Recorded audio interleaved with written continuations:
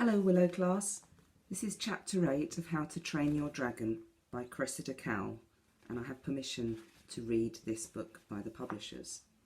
Chapter 8 is called Training Your Dragon the Hard Way.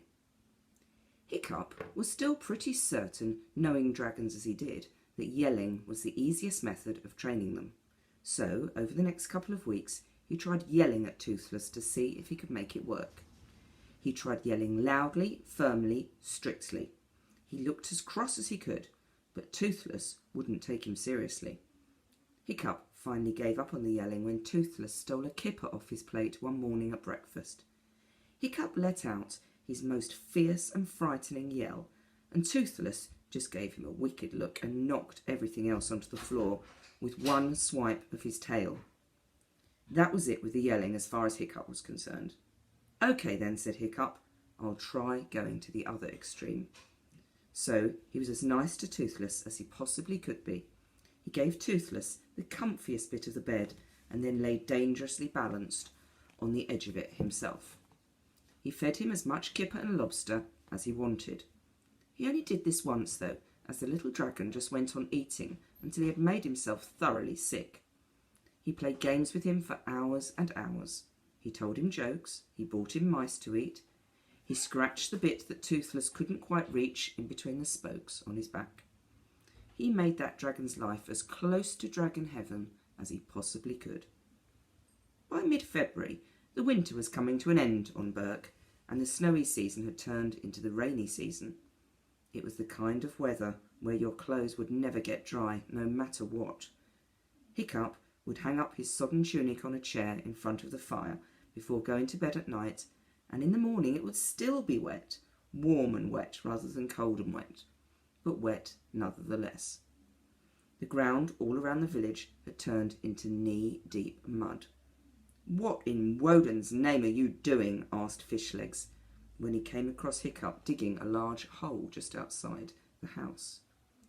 "Building a mud wallow for Toothless," panted Hiccup. "You spoil that dragon, you really do," said Fishlegs, shaking his head. "It's psychology, you see," said Hiccup. "It's clever and it's subtle, not like that caveman yelling you're doing with Horrorcow." Fishlegs had named his dragon Horrorcow. The horror bit was to make the poor creature at least sound a bit frightening. The cow bit was because for a dragon she really was remarkably like a cow. She was a large, peaceful brown creature with an easygoing nature.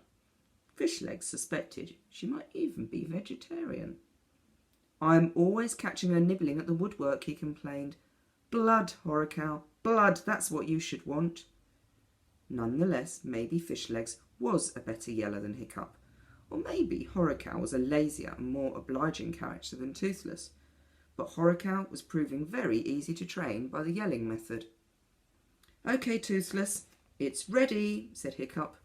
"Get yourself a good wallow." Toothless stopped trying to catch voles and leapt into the mud. He rolled over and over in the oozy gunge, spreading out his wings and squirming happily. "I'm bonding with him," said Hiccup, "so he'll want to do what I say." "Hiccup," said Fishlegs, as Toothless sucked up a good mouthful of the mud and spat it out straight into Hiccup's face. "I may not know much about dragons, but I do know that they are the most selfish creatures on earth. No dragon is ever going to want to do what you want out of gratitude. Dragons do not know what gratitude is. Give up. This will never work." "The thing about us dragons," said Toothless hopefully, "is we're survivors. We're not like soppy cats or dumb dogs, falling in love with their masters and yucky things like that. Only reason we ever do what a man wants is because he's bigger than us and gives us food." "What's he saying?" asked Fishlegs. "Pretty much what you're saying," said Hiccup. Never trust a dragon," said Toothless, cheerfully hopping out of the wallow and helping himself to one of the winkles that Hiccup had found for him. Toothless was particularly fond of winkles. Just like picking your nose," he said. "That's what my mother taught me in the nest, and she should know." Hiccup sighed. It was true. Toothless was cute to look at and very good company, if a little demanding. However, you only had to look into his big, innocent, heavily lashed eyes to realise that he was totally without morals. The eyes were ancient, the eyes of a killer. You might as well ask a crocodile or a shark to be your friend. Hiccup wiped the mud off his face. "I'm think of something else," said Hiccup. February turned into March, and Hiccup was still thinking. A few flowers made the mistake of appearing and were immediately blasted out of existence by a couple of hard frosts that had kept themselves back for this very purpose. Fishlegs could now get Horricow to go and stay on command. Hiccup was still struggling to teach Toothless the basics of toilet training. "No pooing in the kitchen," said Hiccup for the 100th time, carrying Toothless outside after yet another accident. "It's warmer in the kitchen," whined Toothless. "But poos go outside, you know that," said Hiccup at the end of his tether. Toothless promptly pooed all over Hiccup's hands and down his tunic. "Is outside, is outside, is outside," crowed Toothless. At this inopportune moment, Snoutlout and Dog's Breath came sauntering past Stoic's house on the way back from the beach, their dragons on their shoulders.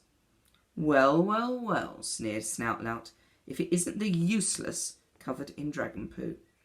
It actually quite suits you." snorted Dog's Breath. "That's not a dragon," jeered Sea Slug. Dog's Breath dragon, who was an ugly great gronkle with a pug nose and a mean temper. "That's a newt with wings." "That's not a dragon," scoffed Fireworm, Snotlout's dragon, who was as big a bully as her master. "That's an ickle newborn bunny wabbit with a pathetic poo problem." Toothless gave a gasp of fury. Snotlout showed Hiccup the immense heap of fish that he had wrapped up in his cloak. "Look what Fireworm and Sea Slug caught down at the beach. And it only took a couple of hours." Fireworm coughed, flexed a shining muscle or two, and looked at her claws in fake modesty. "Oh, please," she drawled. "I wasn't even concentrating. If I was trying, I could do it in 10 minutes with one wing tied behind my back." "Excuse me while I throw up," muttered Toothless to Horricow, who was regarding Fireworm with disapproval in her big brown eyes. "We reckon Fireworm could be a bit of a hunting legend," grinned Snotlout. "I hear that Horricow is partial to carrots. Has the Toothless wonder got up the nerve to attack a vegetable?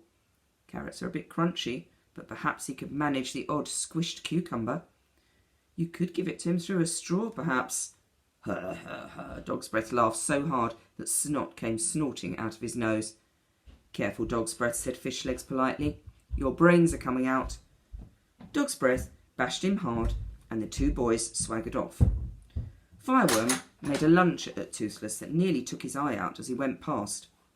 As soon as they were safely out of earshot, Toothless jumped out of Hiccup's arms and coughed out sheets of flame in a menacing manner.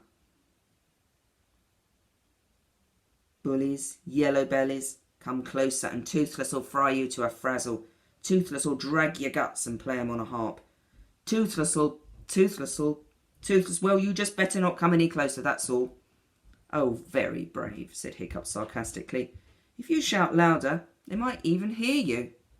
And that's the end of chapter 8. Thank you for listening.